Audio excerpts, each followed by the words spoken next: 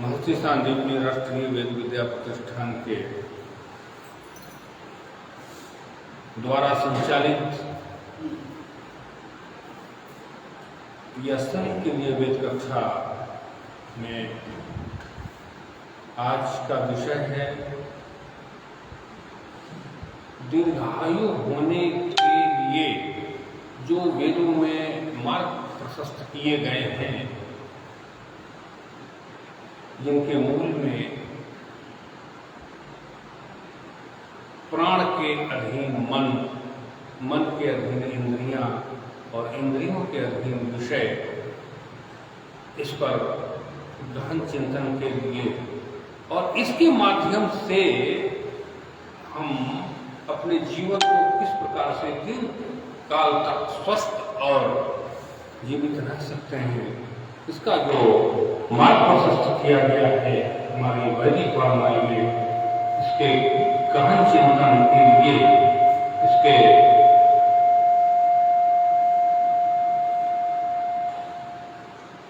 हमारे बीच उपस्थित हैं डॉक्टर वेणुधर दास जी। आपके माध्यम से हमें ज्ञात होगा कि हमारे वैदिक वाङ्मय में इस दिशा में कितना चिंतन हमारे ऋषियों के द्वारा प्रस्तुत किया गया है और हम किस प्रकार अपने जीवन को सद्मार्ग पर ले चलते हुए अपने जीवन को दीर्घायु की ओर अग्रसर करेंगे। तो मैं इस विषय के लिए डॉक्टर दास जी से विनम्रतापूर्वक निवेदन करूंगा कि हमें अपने गवेषणात्मक दृष्टि से सरल भाषा में हमें मार्गदर्शन करने की कृपा करें। डॉक्टर दास जी।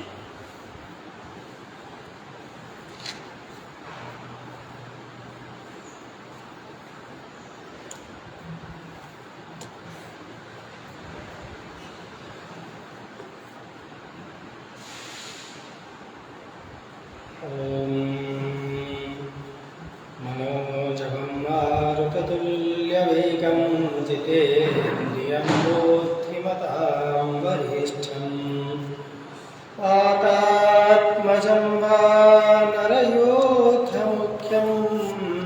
श्रीरामदूतं शरणं प्रपद्ये। वागर्थाविव सम्पृक्तौ वागर्थप्रतिपत्तये जगतापितरौ वन्दे पार्वती परमेश्वरौ। वाग और अर्थ के रूप में समाहित माता पार्वती एवं भगवान शंकर एकादश रुद्रावतार हनुमान जी के चरणों में नमन वंदन करते हुए उपस्थित सभी सुधीजनों को प्रणाम करते हुए आज हम चर्चा करेंगे मनुष्य जीवन में दीर्घायु किस प्रकार महत्वपूर्ण स्थान रखता है तथा दीर्घायु को प्राप्त करने के लिए मनुष्य को किन किन मार्गों को अपनाना चाहिए। हम सभी जानते हैं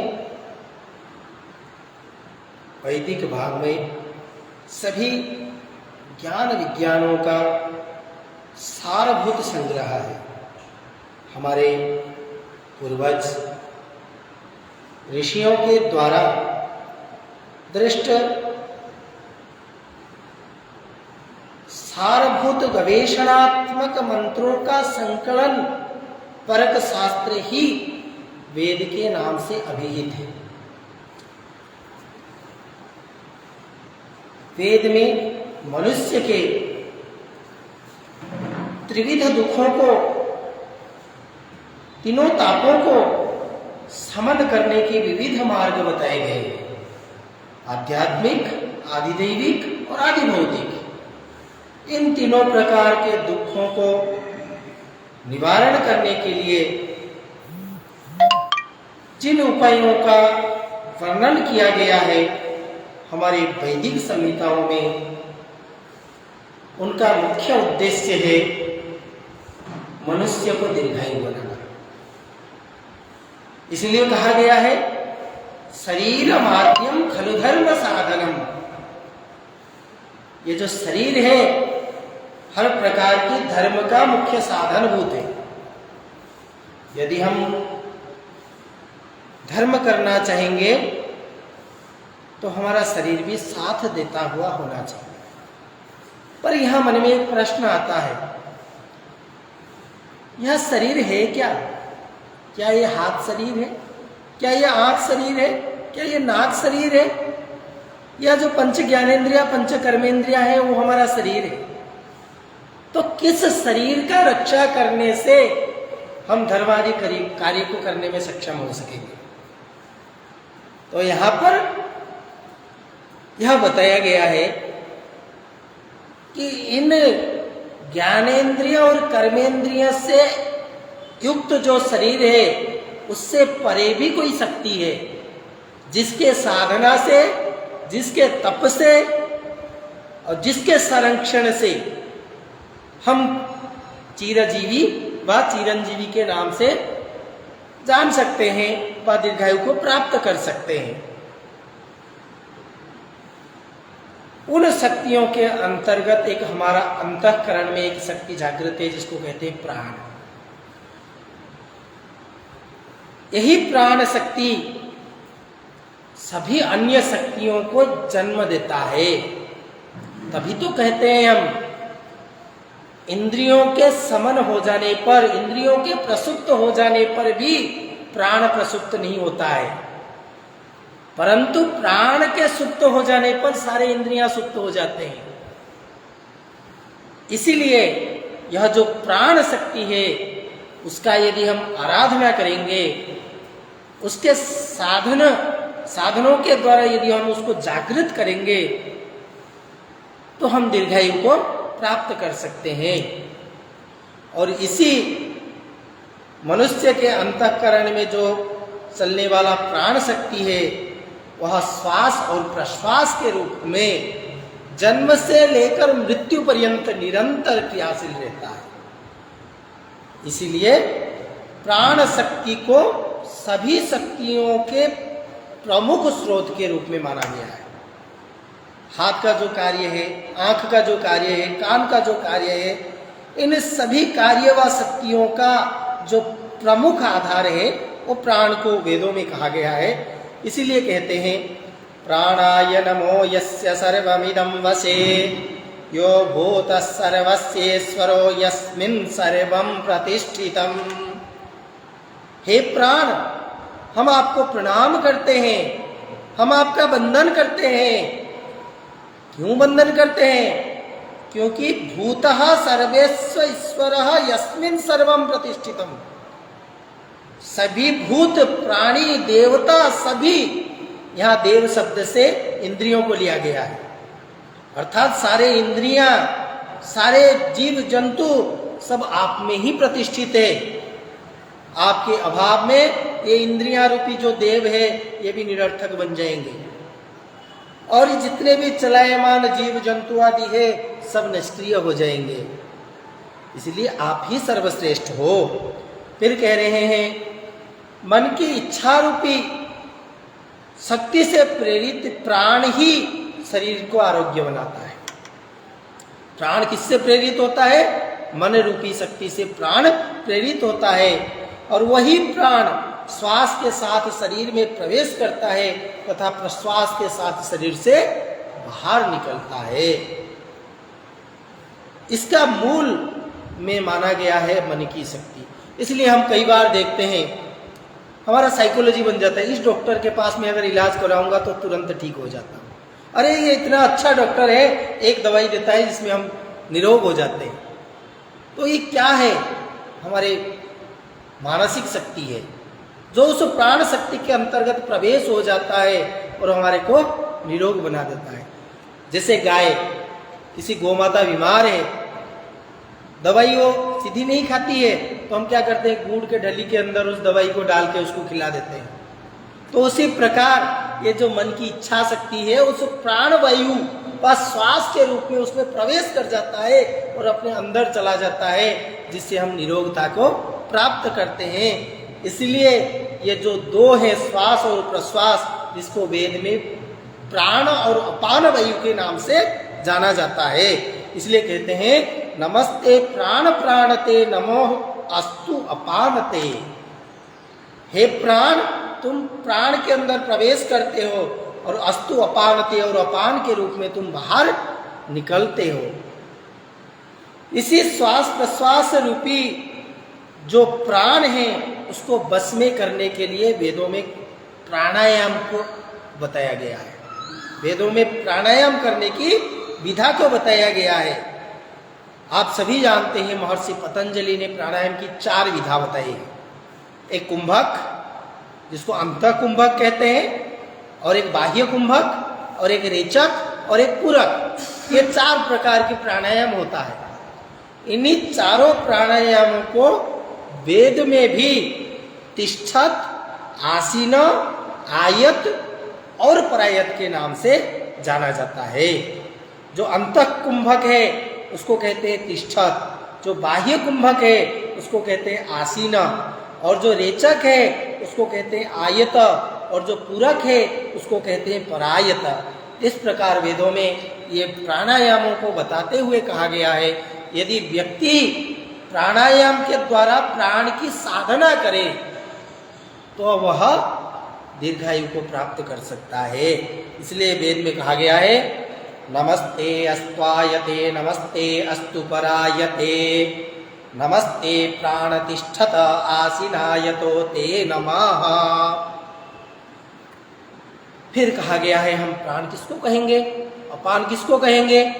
तो वेद में कहते हैं जो वायु नासिका के छिद्रों द्वारा हृदय में प्रवेश करता है उस वायु को हम कहेंगे प्राण, तथा जो नाभि के निचले हिस्सा गुदा आदि के द्वारा बाहर निकलता है, मल को बाहर निकालता है, उसको हम कहेंगे अपान। प्राण और अपान, जो हमारे अंतर्गत शुद्ध चीजें अंदर जाता है उसको कहते हैं प्राण, और उस वायु में जो अवशिष्ट पदार्थ बच जाता है उसको मल के रूप में जो बाहर निकाल देता है उसको हम कहेंगे अपान वायु। इस प्रकार प्राण और अपान 2 प्रकार की वायु है। इस प्राण तथा अपान वायु को अथर्ववेद में क्रमशः पराचीन और प्रतीचीन के नाम से जानते हैं। प्रति एक तो प्रवेश करना, परा निकालना, किसी भी चीज को निकालना शरीर से। तो कहते हैं पराचीनायते नमः प्रतीचीनायते नमः सर्वस्मै इदं नमः। अर्थात जो अंतःकरण में जाने वाला प्राणवायु और जो बाहर निकालने वाला अपान वायु, जो प्राचीन और प्रतीचीन के रूप में, दोनों रूप में यहाँ उपस्थित है, उन दोनों को हम प्रणाम करते हैं। क्योंकि एक श्वास को अंदर लेकर हमारे को जीवन प्रदान करता है, तो दूसरा हमारे शरीर से मल आदि को निष्कासन करके हमारे को रोग मुक्त बनाता है। इसलिए पराचीनाय नमः प्रतीचीनाय नमः, दोनों को मेरा नमस्कार है। फिर आगे कहते हैं इस प्रकार प्राण विद्या सूक्त में प्राण को सभी औषधियों का भी औषधि कहा गया है। जैसे हम खाते हैं एंटीबायोटिक टैबलेट, हर रोग में वो काम आता है, ठीक उसी प्रकार ये जो प्राण है एक एंटीबायोटिक टैबलेट है, अर्थात ये औषधियों का भी औषधि है। इसी बात को सिद्ध करते हुए कहते हैं यस्ते प्राणेदं वेद यस्मिन्सास्मि प्रतिष्ठितः सर्वे तस्मै बलिं हरा नमोऽस्मिन् लोक उत्तमे। ये पूरे लोगों में हर प्रकार की औषधि से सर्वश्रेष्ठ सर्वोत्तम औषधि के रूप में संसार में जाना जाता है, और वही प्राण नामक औषधि है। जिस प्रकार आप गंगा के जल को शुद्ध मानते हैं, माता गंगा के जल को जो है शुद्ध मानते हैं, आप ऐसा भी मानते हैं गंगा के जल को हम कई वर्षों तक रखने के बाद भी खराब नहीं होता है। क्यों नहीं होता है? क्योंकि गंगा के जल जिस हिमालय से प्रवाहित है, उन रास्ताओं में कई सारे ऐसे जड़ी बूटियां हैं जिनके स्पर्श प्राप्त करने मात्र से वह जल भी औषधत्व को प्राप्त कर लेता है। तो एक बार विचार करिए आप, उन रास्ताओं में कई सारे विषैले चीजें भी तो होंगे, कई सारे विष वृक्ष भी तो होंगे, उनका भी तो स्पर्श हो रहा होगा। तो वो गुण क्यों नहीं आता है उसमें? क्योंकि उस जल में शोधन करने की वो सामर्थ्य है, इसलिए उसको माता के दर्जा दी गई है। वो केवल जो औषधीय तत्व है उन्हीं को ग्रहण करती है। ठीक उसी प्रकार ये जो प्राण वायु है हमारे शरीर में केवल औषधीय तत्वों को ही ले जाता है, और यदि औषधीय अतिरिक्त कई बार हम बीमार हो जाते हैं, दूसरे तत्व भी शरीर में चले जाते हैं, तो अपान नामक वायु उनको तुरंत आउट कर देता है, तुरंत निकाल देता है। और यही प्राण शक्ति का कार्य है। आगे कहा गया है प्राण और अपान ये शरीर के दो प्रेममय कार्य। प्राण और अपान ये जो दोनों वायु है, ये दोनों का कार्य प्रेममय है। प्राण शक्ति का संवर्धन करता है, हमारे अंदर शक्ति बढ़ाता है, और अपान शरीरस्थ मल को दूर कर स्वास्थ्य को संरक्षण प्रदान करता है। ये दोनों आपस में एक दूसरे से संबंधित कार्यों को करते हैं। एक जब आपके शरीर में ऊर्जा देता है, तब दूसरा उस ऊर्जा को नष्ट करने वाले जो शक्तियां हैं, अनिष्टकारक तत्व हैं, उनको बाहर निकाल देता है। इसी क्रिया को अथर्ववेद में मंत्र दृष्टा ऋषियों के द्वारा जो और आहित टूटे हुए व्रीहि आप कह सकते हैं, इसको गेहूं के अर्थ में भी ले सकते हैं, टूटे हुए चावल के अर्थ में भी ले सकते हैं। तो उसके साथ तुलना करते हुए उदाहरण दिए। एक तो प्राण क्या है? यव है, जो छिलका वाला जो आता है वो प्राण है। जब उसमें से हम ऊपर वाले छिलका को निकाल देते हैं और वो कोई टूट जाता है तो उसको अलग कर देते हैं, तो अहित व्रीहि कहलाता है। वो कार्य अपान करता है। और जो यव है वो कार्य प्राण करता है। सामान्य रूप से हम समझते हैं इस चीज को, धान सभी देखे होंगे। जो धान है वो है प्राण। वो धान रूपी प्राण से अपान क्या करता है? उसका छिलका और उसको पूरा सफाई कर देता है, उसका संरक्षण कर देता है, स्वच्छ करता है। यही प्राण और अपान का कार्य है, जो प्रेममय कार्य है। कहने से तात्पर्य अपान जो है वो प्राण का ही एक स्वरूप है। इसलिए कहा गया है प्राणापानो व्रीहि अवावनड्वान प्राण उच्यते। प्राण और अपान ये दोनों मिलकर ही प्राण के संज्ञा को अभिहित करते हैं। यवेह प्राण आहितो अपानो व्रीहिरुच्यते। यव जो है वो प्राण के समान है, वो आहित व्रीहि जो है मतलब उसके जो कचरा वाला अंश है वही अपान के नाम से जाना जाता है। पुनः अथर्ववेद के प्राण विद्या सूक्त में कहा गया है प्राण में हर प्रकार की औषधि है। तो ये जो कथन है, इस कथन के मूल में मनोवैज्ञानिक चिकित्सा छुपी हुई है। कैसे? तो हम जब कहेंगे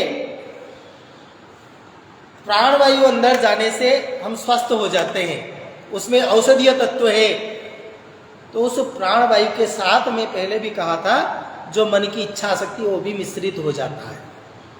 तो हम जब सोच लेते हैं हम बीमार नहीं हो सकते हैं, हम बिल्कुल स्वस्थ हैं, हम ये कार्य कर सकते हैं, तब अपने आप प्राण शक्ति उसी प्रकार की कार्यों को संपादित करता है। तात्पर्य यह है कि अपनी प्राण शक्ति के माध्यम से प्राणी स्वयं की चिकित्सा कर सकती है। हमारे जो प्राण शक्ति है उसके द्वारा हम स्वयं की चिकित्सा स्वयं कर सकते हैं। मैं अपनी प्राण शक्ति से अपने रोगों को दूर कर निरोग बनूंगा, ये जो भाव है जैसे कई बार होता है ना, आप पुराने देखे होंगे पिक्चर में, युद्ध होने से पहले जो नेता होता है, जो प्रमुख होता है, वो क्या करता है? अपने सिपाहियों को मोटिवेट करता है। हमारे लिए हमारे मातृभूमि सब कुछ है, मातृभूमि के लिए हम हमारे प्राण न्यौछावर कर सकते हैं। ये जो मोटिवेट है, यही तो है मानसिक चिकित्सा। और इसी मानसिक चिकित्सा रूपी शक्ति के अंतःकरण में जब प्राण प्रवेश कर जाता है, वायु के रूप में अंदर प्रवेश कर जाता है, तब वह सारे अंतःकरण की समस्याओं को दूर कर देता है। सारे रोग अपने आप समाप्त हो जाते हैं। यही दृढ़ इच्छा शक्ति मन में धारण करने मात्र से मनुष्य समस्त प्रकार के रोगों से मुक्त हो सकता है। और इसी बात को स्पष्ट करते हुए अथर्ववेद में कहा गया है कि चिकित्सा 4 प्रकार की होती है। आथर्वणी, आंगिरसी, दैव, मनुष्यजा उत, ये 4 प्रकार की चिकित्सा है। जो आथर्वणी चिकित्सा है उसी को मंत्र चिकित्सा के नाम से भी जाना जाता है। अब यहाँ प्रश्न आता है, मंत्र क्या है? तो मननात् मंत्र, जिसको मनन किया जाता है वही मंत्र है। तो मंत्र क्या हो गया? मन का कारक हो गया। अतः आथर्वणी चिकित्सा वही है जो मानस चिकित्सा है। जो मन की चिकित्सा है वही आथर्वणी चिकित्सा है। दूसरा कहा गया आंगिरस चिकित्सा। आंगिरस चिकित्सा में प्रयोगात्मक कार्य किया जाता है, जैसे हवन आदि कार्य किया जाता है। फिर कहते हैं दैवी चिकित्सा। दैवी चिकित्सा में देवताओं को प्रसन्न किया जाता है, देवताओं के नाम जप किया जाता है। जैसे जो ज्योतिषीय उपचार है वो सारे दैवीय चिकित्सा में आते हैं।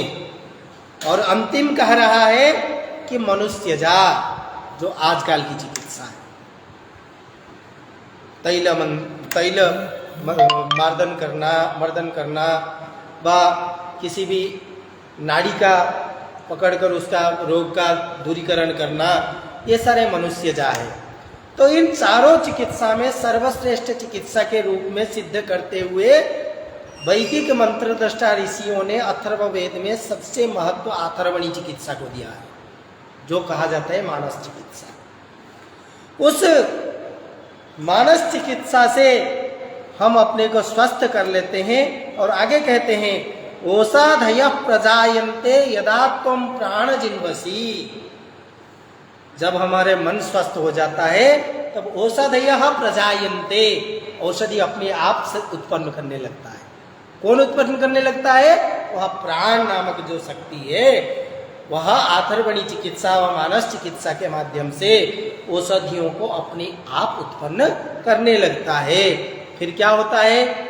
यदा प्राणो अभ्यवर्षित वर्षेण पृथ्वी महीम, फिर वह प्राण इस पृथ्वी लोक पर, इस धरा पर हमारे को 100 वर्ष तक जीने की शक्ति सामर्थ्य प्रदान करता है। तो इस प्रकार आथर्वणी चिकित्सा से लेकर 100 वर्ष तक जीने की जो कामना है, जो दीर्घायुपूर्ण जीवन की भावना है, मंत्र दृष्टा ऋषियों ने हमारे वेदों में संकलित किया है। इसी सूक्त के, इसी प्राण विद्या सूक्त के 11वें मंत्र पर कहा गया है प्राण ही जीवन और मृत्यु का कारक है। यदि हमारे शरीर में आज जीवन जान है तो वह प्राण का ही देन है। और ये प्राण जब निकल जाए तब हम मृत्यु को प्राप्त कर लेते हैं। उक्त मंत्रों में इंद्रियों के लिए देव शब्द का प्रयोग किया गया है, जो मैं पहले कहा था, तथा साथ यह भी कहा गया है सभी इंद्रियां प्राण की उपासना करते हैं। यदि हमारा आँख आज देख पा रहा है तो किसके लिए वजह से? प्राण के वजह से। यदि हमारा कान आज सुन पा रहा है तो किसके वजह से? प्राण के वजह से। अतः वाक पाणी पाद पायु उपस्थ, ये जो 5 कर्मेंद्रियां हैं, और चक्षु श्रोत्र नासिका त्वक आदि जो 5 ज्ञानेंद्रियां हैं, और जो एक मन है, यह सभी इंद्रियां उस प्राण नामक शक्ति के ऊपर आश्रित है, प्राण नामक शक्ति के ऊपर आधारित है। यदि प्राण जीवित है तो ये जीवित है, प्राण समाप्त हो जाने पर ये भी समाप्त हो जाते हैं। इसलिए कहा गया है इंद्रियां प्राण के साथ युक्त रहते हैं, वे कार्य करने में सक्षम होते हैं। और जब इंद्रियों से प्राण मुक्त हो जाता है तो इंद्रियां अक्षम हो जाता है, वह मर जाते हैं। यही प्राण की उपासना है। इसी को कहते हैं प्राणो मृत्यु प्राणस्तक्मा प्राणम देवा उपासते। प्राण ही मृत्यु है, प्राण ही जीवन है, और प्राण ही इन इंद्रियों का प्रमुख उपासक है। अतः हमारे को यदि दीर्घायु चाहिए तो सबसे पहले क्या करना चाहिए? इस प्राण की उपासना करनी चाहिए, प्राण का साधना करना चाहिए। तो किस प्रकार की साधना? वही प्राणायाम रूपी साधना हमारे को करना चाहिए। जो 4 प्रकार की प्राणायाम हम पहले चर्चा किए थे, उन चारों प्रकार की प्राणायाम, कुंभक, अंतः कुंभक, बाह्य कुंभक, रेचक और पूरक, इन चारों प्रकार की उपासना हमें निरंतर करना चाहिए। तिष्ठत, आसीन, आयत और परायत, ये 4 प्राणायाम की उपासना करने से हम प्राण शक्ति को सुदृढ़ बना सकते हैं, और प्राण शक्ति के सुदृढ़ होने से हमारा इंद्रिय दृढ़ हो सकते हैं, और इंद्रियों के दृढ़ होने से हम दीर्घायु को प्राप्त कर सकते हैं। यह प्रमुख रूप से प्राण के द्वारा किस प्रकार हमारे दीर्घायु को प्राप्त कर सकते हैं, इसके बारे में विवेचन था। इसके अतिरिक्त वेदों में दीर्घायु को नष्ट करने वाले अनेक कारकों के बारे में चर्चा की गई है। क्रमशः हम चर्चा करते हैं। पहला बताया गया है अरति, अराति। अराति सामान्य अर्थ में हम कहते हैं, अराति का अर्थ होता है शत्रु। जो व्यक्ति परोपकार नहीं करता है, केवल स्वार्थी जीवन व्यतीत करता है, उसे अथर्ववेद में अराति शब्द से संबोधित किया गया है। सामान्य भाषा में अराति को हम कंजूस या दरिद्रता से युक्त कह सकते हैं। जो सब भोग अपने लिए भोगता है वह अराति है, और अराति वृत्ति से क्या होता है? आयु क्षीण होता है। जब अराति वृत्ति को हम अपनाते हैं, वह हम कंजूस बन जाते हैं, हम दूसरों के उपकार के बारे में नहीं सोचते हैं, तो हमारा दीर्घायु क्या होता है? नष्ट हो जाता है। इसीलिए शायद वेदव्यास जी ने कहे थे, परोपकाराय पुण्याय पापाय परपीडनम। परोपकारी ही सबसे बड़ा पुण्य है। पुण्य अर्थात दीर्घायु को प्रदान करने वाला है। दूसरा निर्ऋति। निर्ऋति का अर्थ होता है अधपतन व दुर्गति। इससे भी आयु क्षीण होता है। यदि हम कोई दुर्गतिजनक कार्य को करते हैं, निर्ऋति, इससे क्या होता है? आदमी घुट घुट कर मर जाता है। क्योंकि निर्ऋति से क्या होता है? वो दूसरों की बुराई करता रहता है, हर समय दुर्गति के मार्ग पर चलता है। तो उसके मन में वह जो दुर्गतिपूर्ण भावना है, जो अधपतन युक्त भावना है, वो क्या करता है? उसके अंदर ही अंदर घुटता रहता है, जिससे क्या होता है? उसकी आयु क्षीण हो जाता है। आप देखे होंगे, जो हंसने वाले व्यक्ति है, जो हंसमुख है, वो लंबा समय तक जीता है। इसीलिए कई बार क्या होता है, चाहे विद्यार्थी जीवन हो, चाहे शिक्षक जीवन हो, चाहे किसी भी पेशा के लोग हो, उनके लिए कुछ आनंदात्मक माहौल उत्पन्न किया जाता है। महीने 7 दिन में, 5 दिन में, 15 दिन में एक उनको अवकाश दिया जाता है। क्योंकि उनका मन प्रसन्न रहे, उनके अंदर जो भावनाएं हैं वो बाहर निकल जाए, जिससे मन शुद्ध हो जाता है। तो इसको भी दीर्घायु के एक अनिष्टकारक तत्व के रूप में माना गया है। तीसरा माना है ग्राही। ग्राही भी दीर्घायु के नाश का कारक है। जो रोग आदमी को दीर्घ काल तक पकड़ रहते हैं, उन्हें ग्राही कहते हैं। जैसे आजकल देखे होंगे आप, ब्लड प्रेशर और शुगर, ये ग्राही रोग है, जो बहुत लंबे समय तक हमारे साथ चलते रहते हैं। तीसरा एक ग्राही रोग है घुटनों के दर्द, जो आज 70% लोगों के घुटनों में दर्द है। तो ये ग्राही जनित रोग जैसे लकवा, पोलियो, दमा, मधुमेह, ये रोग आदमी को मृत्यु तक घसीटते ले जाते हैं, अर्थात दीर्घायु के बाधक है। अगला बताया गया है क्रव्याध। क्रव्याध किसे कहते हैं? मनुष्य के शरीर का खून पीने वाला, मांस खाने वाला जो कृमियां हैं उनको क्रव्याध कहा जाता है। ऐसे जो मच्छर है उसको भी हम क्रव्याध कह सकते हैं, क्योंकि वो भी मनुष्य का खून पीता है।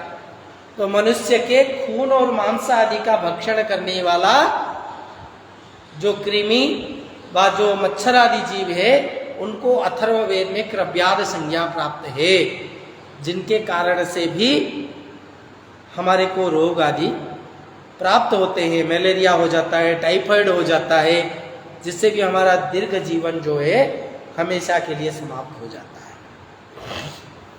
अगला कहा है पिशाच। पिशाच भी दीर्घायु का एक हानिकारक तत्व है। अब पिशाच किसे कहेंगे? पिशाच मतलब वो जो भूत प्रेत आदि वो नहीं है पिशाच। यहाँ पिशाच से तात्पर्य है कि शरीर के अंदर जो कृमि, केंचुआ आदि उत्पन्न होते हैं, जो पेट में पैदा होकर आंतड़े तक पहुंच जाते हैं धीरे धीरे, और आंत को क्या करते हैं, यकृत, गुर्दा आदि को के जो खून है उनको पी जाते हैं, उनको कहते हैं पिशाच। जैसे सामान्य अर्थ पिशाच का होता है जो खून पीता है, तो ये पिशाच के रूप में हमारे यकृत तक पहुंचकर हमारे यकृत, गुर्दा आदि के खून पी जाते हैं, जिससे हमारे दीर्घ जीवन समाप्त हो जाता है। हम दीर्घ जीवन को प्राप्त नहीं कर पाते हैं। फिर आगे कहा है रक्षः। जो रक्षा करने के बहाने निकट संपर्क में आता है, फिर छल कपट से सर्वस्व हरण कर लेता है, उसको कहा जाता है रक्षः। अथर्ववेद में उसके लिए शब्द प्रयोग किया गया है रक्षः। जैसे आप लोग जानते होंगे, कोई मित्रता करते हुए अपने ज्यादा नजदीक हो जाता है, फिर वही हमारे ऊपर विश्वासघात करता है, वो भी दीर्घायु के हानि का कारक है। तो उनके लिए कहा गया है, ये सामाजिक भी हो सकता है, राजनीतिक भी हो सकता है, नैतिक भी हो सकता है। कोई भी किसी भी प्रकार कपटी और छद्म वेश को धारण करते हुए शत्रु हैं, उन सबके लिए रक्षा शब्द का प्रयोग किया गया है, और उनके द्वारा हमारा दीर्घायु का शमन हो जाता है। अगला कहा है दुर्भूत। दुर्भूत अर्थात सभी प्रकार की बुराइयों को दुर्भूत कहा गया है। जितने भी प्रकार की बुराइयां हैं उन सभी बुराइयों को दुर्भूत कहा गया है। काम, क्रोध, लोभ, मोह, मद, मत्सर, ये सारे दुर्भूत हैं, और दीर्घ जीवन के लिए सभी प्रकार की बुराइयों से हमारे को बचना चाहिए। इनको 6 रिपु भी कहा गया है, इनको षड रिपु कहा गया है, 6 शत्रु कहा गया है। इन 6 शत्रुओं से व्यक्ति को हमेशा बच के रहना चाहिए यदि आप दीर्घायु के इच्छुक है। आगे कहा गया है तमः। तमः का सामान्य अर्थ होता है सत्व, रज, तम। हम 3 गुणों की बात करते हैं। तम अर्थात जो मलिन प्रवृत्ति का होता है, परंतु यहाँ मलिन हीन शब्द तम शब्द से लिया गया है। हीन भावना व अज्ञान, उसको हम तम कहे हैं। जो तुच्छ भावना होता है, तम से मनुष्य की अवनति हुआ करती है, और अवनति से शोक उत्पन्न होता है, और शोक से मनुष्य की आयु क्षीण होती है। अब किस प्रकार के अज्ञान? जैसे हम कुछ भोजन कर रहे हैं, वह भोजन शुद्ध है या अशुद्ध है, उसके ज्ञान के बिना हम उसको ग्रहण कर लेते हैं, तो वह शरीर में जाकर क्या होता है, जहरीला बन जाता है, शरीर का नुकसान करता है, तो हमारा दीर्घायु का नाश हो जाता है। अगला है अभिचार। अभिचार अर्थात अपनी समान स्थिति के लोग अर्थात बंधु बांधव यदि आपके लिए विघातक बन जाए तो वो कहलाता है अभिचार। साथ में बैठने वाला यदि आपके लिए बुरा बन जाए तो वह अभिचार कहा जाएगा। परंतु वर्तमान में अभिचार का जो प्रयोग है वो ज्यादातर तंत्र आदि के लिए कहा जाता है, तांत्रिक क्रियाओं के लिए अभिचार का प्रयोग किया जाता है। परंतु तांत्रिक क्रिया तभी संभव हो सकता है जब तंत्र करने वाला आपके विषय में कुछ जानता, नहीं तो अभिचारिक कर्म संभव नहीं है। यदि आपके गोत्र नाम या आपके कोई चिन्ह आदि को मैं नहीं जानता हूं तो आपके ऊपर अभिचार कर्म नहीं कर सकता हूं। इसीलिए अभिचार कर्म को यहाँ बंधु बांधव से संबंधित किया गया है। जो आपको जानते हैं वो यदि आपके साथ विश्वासघात करते हैं तो वह अभिचार कहलाएगा। मान लीजिए आपके घर में कोई आपके दुश्मन है और आप उसको बहुत अपना मानते हैं, वो रोज आपके भोजन में थोड़ा थोड़ा जहर मिला के आपको खिलाता रहे, तो आपका दीर्घायु क्या हो जाएगा? समाप्त हो जाएगा और आप मृत्यु को प्राप्त कर लोगे। इसलिए ये अभिचार जो है वो भी मृत्यु के बाधक तत्व है। आगे कह रहा है असावमा हासिसुहु अमृतः अमप्रिहि अतिजीवः। किसी अन्य प्रकार से अकाल मृत्यु न हो, अकाल में न मरे, क्योंकि अकाल मृत्यु भी दीर्घायु के बाधक है। इसीलिए वैदिक ऋषियों ने अकाल मृत्यु असवह हासिसुहु, इसी को कहते हैं अकाल मृत्यु। इस अकाल मृत्यु को हम प्राप्त न करें क्योंकि यह भी दीर्घायु के कारक है, अतः इससे भी हम सुरक्षित रहें। इस प्रकार अथर्ववेद में 100 मृत्यवः 100 प्रकार के मृत्युओं का विवेचन किया गया है। विवेचन करेंगे तो बहुत लंबा हो जाएगा, बहुत विस्तार हो जाएगा, इसलिए कुछ प्रमुख बिंदुओं पर मैं चर्चा किया हूं। बाकी सारांश के रूप में हम कह सकते हैं इस प्रकार 100 मृत्यवः 100 प्रकार के मृत्यु के कारक जो दीर्घायु को नष्ट करते हैं उनके बारे में वेदों में प्राप्त होता है, और उसमें उन मृत्युओं से निवृत्ति पाने के लिए प्रमुख साधन के रूप में आचरण को बताया गया है। और कहा गया है जीवन विद्या के नियमों के विपरीत आचरण करने से ही अपमृत्युओं को प्राप्त करते हैं, और जो जीवन विद्या के अनुरूप आचरण करते हैं वही दीर्घायु को प्राप्त करते हैं। इसी प्रकार अनेक मृत्युओं के बारे में हम चर्चा करने के उपरांत अब हम चर्चा करते हैं सामान्य रूप से इन मृत्युओं से हम कैसे सुरक्षित रह सकते हैं। क्योंकि हम सभी जानते हैं आवश्यकता ही आविष्कार की जननी है। यदि आवश्यकता नहीं हो तो आविष्कार हम क्यों करें? तभी मैं पहले आपके सम्मुख मृत्यु क्या है रखा, क्योंकि आपके मन में जिज्ञासा उत्पन्न हो कि इस मृत्यु से हम बाहर कैसे आए। अब हम इन मृत्युओं से निवृत्ति पाने के कुछ उपाय के बारे में चर्चा करते हैं।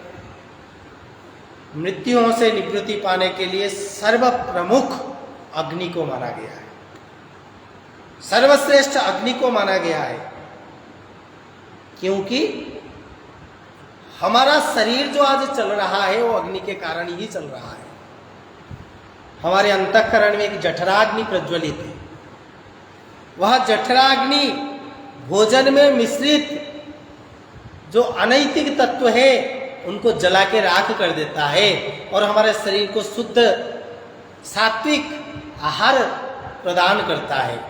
इसलिए सर्व प्रमुख तत्व के रूप में यहाँ अग्नि को माना गया है। इसके अतिरिक्त भी वेदों में कई जगह पर स्वर्णतापी जल, अग्नि के द्वारा शुद्ध किया हुआ पारा आदि का वर्णन प्राप्त होता है। अर्थात यदि हम सोने को गर्म करके जल में, स्वर्णतापी जल उसको कहते हैं, उसको पीने से भी कई सारे शरीर की जो विकृतियां हैं, रोग आदि है, वो नाश हो जाते हैं और जिससे हमारे को दीर्घायु प्राप्त होती है। इसीलिए दीर्घायु के प्रमुख कारक के रूप में अग्निदेव को माना गया है। और हमारे शास्त्र भी ये कहा गया है अग्रे बन्ही पृष्ठे भानु, हर समय अग्नि को आगे से तपना चाहिए, और जो भानु अर्थात सूर्य की रश्मि को हर समय पीछे से तपना चाहिए, जिससे हमारा शरीर शुद्ध रहता है। ये जो अग्नि है व जो सूर्य का ताप है, ये भी तो अग्नि के ही वाचक हैं, ये भी तो अग्नि तत्व ही है। इनसे भी हम सुरक्षित दीर्घायु को प्राप्त कर लेते हैं। प्रातः काल सूर्य के पहली किरणों में घूमना चाहिए, जिससे हम दीर्घायु को प्राप्त करते हैं। इसी प्रकार कुछ दवाइयों के बारे में भी यहाँ विवेचन किया गया है वेदों में। तो उन्होंने कहा है कि एक दवाई है जिसको जीवंती के नाम से जाना जाता है। अथर्ववेद में उसको जीवंती कहा गया है। अब ये कहा जाता है कि जीवंती क्या है, तो जीवंती कहा गया है गुडुचि, गिलोय आदि जो है उनको जीवंती के नाम से अथर्ववेद में कहा गया है। इसलिए निघंटु में कहा गया है जीवनी, जीवनिया, जीवा, जीवना, मंगल्य, जीव्या, जीवदा आदि शब्द से भी जीवंती को अभिहित किया गया है। यदि हम गुडुचि, गिलोय आदि का सेवन करते हैं तो हम दीर्घायु को प्राप्त कर सकते हैं। इसके अतिरिक्त एक और दवाई का बताया गया है जिसका नाम है पूतद्रु। वेद में उसको पूतद्रु कहा गया है। पूतद्रु का सामान्य अर्थ है रुद्राक्ष। यदि हम रुद्राक्ष को धारण करते हैं तो हमारा जो शरीर, मन, हृदय है वह शुद्ध और पवित्र हो जाता है, जिससे हम पवित्रता के एक मूर्त बन जाते हैं और हमारे सारे दीर्घायु के विनाशक कारक समाप्त हो जाते हैं। अब यहाँ मन में आता होगा रुद्राक्ष के धारण करने से कैसे होता है? क्योंकि हम सनातन धर्म के जो संस्कृति से संबंधित व्यक्ति है वो थोड़ा आस्थावान लोग होते हैं। हम सभी आस्थावान हैं, हम आस्था रखते हैं। तो हमारे गले में जब रुद्राक्ष होगा तो हम कोई अनुचित कार्य करने से पहले मन में हमारा आएगा, नहीं यार ये धारण कर रखा हूं, मैं ऐसा नहीं कर सकता। तो आधा तो आपके जो समस्या है वहीं समाप्त हो जाता है। तो इसीलिए पूतद्रु को भी यहाँ व रुद्राक्ष को भी यहाँ दीर्घायु के कारक के रूप में वर्णन किया गया है। सबसे महत्वपूर्ण औषधि और दवाई के रूप में वैदिक ऋषियों ने बताया है मनोबल। अथर्ववेद के पंचम कांड के 30वें सूक्त में पूरे साइकोलॉजी पर आधारित मानसिक चिकित्सा को बताया गया है, जिसमें कहा गया है कि व्यक्ति को हर समय सोचना चाहिए मैं शीघ्र नहीं मरूंगा, मैं दीर्घायु को प्राप्त करूंगा, मैं अपनी आयु कर्तव्यों के पालन तक मैं अपने कर्तव्यों के पालन जब तक नहीं कर लेता हूं तब तक आयु मेरे अंतःकरण में रहेगा। फिर कहे राष्ट्र और धर्म के कार्य में मैं अपने जीवन को समर्पित करूंगा। इस प्रकार की सुदृढ़ भावना से मनुष्य दीर्घायु को प्राप्त कर सकता है। इसी के दूसरे मंत्र में कहा गया है, 2 शब्द आया है, उन्मोचन और प्रमोचन। ये 2 उपाय है जिनसे निरोगता और दीर्घ जीवन की सिद्धि मिलती है। इसमें उन्मोचन विधि आरोग्यता बढ़ाती है और प्रमोचन जो विधि है वो अकाल मृत्यु का हरण करता है। और इसी उन्मोचन और प्रमोचन को हम प्राण और अपान के नाम से भी जान सकते हैं। इस प्रकार आगे दीर्घायु के कारक के रूप में बताया गया है कि पूर्व जन्म में किए गए पाप, जिससे हमारा दीर्घायु का हनन होता है। इसके लिए कहा गया है पूर्व जन्म कृतम पापम व्याधि रूपेण बाधते तच्छांतिर औषधैर दानैर जप होमार्चनादि। पूर्व जन्म में किए हुए पाप व्याधि के रूप में, व्याधि रूपेण जायते, रोग के रूप में उत्पन्न होते हैं। तच्छांति, उसके शांति के लिए हमें क्या करना चाहिए? औषधि ही, दान ही, जप, होम अर्चना आदि करना चाहिए। तो ये जो पूर्व जन्म से प्राप्त दीर्घायु के अनिष्ट कारक तत्व हैं, उसको हम जो जप, होम, अर्चना और औषधियों के द्वारा नष्ट कर सकते हैं। इसी प्रकार हम दीर्घायु के संबंधित व दीर्घायु को प्राप्त करने से संबंधित अनेक उपायों के द्वारा हम दीर्घायु को प्राप्त कर सकते हैं और दीर्घायुपूर्ण जीवन जी सकते हैं। यहाँ अंतिम प्रश्न के साथ मेरे वक्तव्य को समाप्त करूंगा, शायद समय हो गया है। मेरा अंतिम प्रश्न है, हम दीर्घायु कहेंगे किसको? क्या है दीर्घायु? क्या चिरंजीवी बन जाना दीर्घायु है? नहीं। दीर्घायु से तात्पर्य है शत संवत्सरम दीर्घमायु। वेदों में उद्घोषित किया है 100 साल तक जीना ही दीर्घायु है। यहाँ मन में प्रश्न आता है 100 साल तक क्यों? क्योंकि हमारे जो ग्रह चक्र है, नवग्रह है, आप सभी जानते हैं, सूर्य, चंद्र, मंगल, बुध, गुरु, शुक्र और शनि, ये जो 9 ग्रह है, ये पूरे एक परिक्रमा लगाने में 120 साल लगाते हैं, जिसको हमारे ज्योतिषीय सिद्धांत में विंशोत्तरी दशा कहा जाता है। और हमारे जब कुंडली का निर्माण किया जाता है तभी 120 साल का विंशोत्तरी दशा बनाई जाती है। और इसी 120 साल की विंशोत्तरी दशा को आधार करते हुए यहां हम कह सकते हैं शत संवत्सरम दीर्घमायु। 100 साल तक जीना ही, 100 साल मतलब 90 से लेकर 120 तक जो एरिया है उसी में जीना ही दीर्घायु है। क्योंकि इससे अधिक जीना फिर अति सर्वत्र वर्जयेत के समान हो जाता है। तो हम सभी को दीर्घायु के निमित्त हमारे आचरण, हमारे दिनचर्या, हमारे नैतिक, सामाजिक, आध्यात्मिक आदि मूल्यों का नितांत रूप से ध्यान रखना चाहिए। साथ में स्वस्थ पौष्टिक आहार को ग्रहण करना चाहिए, तभी हम दीर्घायु को प्राप्त कर सकते हैं। ओम शांताद्यो शांता पृथिवी संतोषादिः। ओम शांति शांति शांति।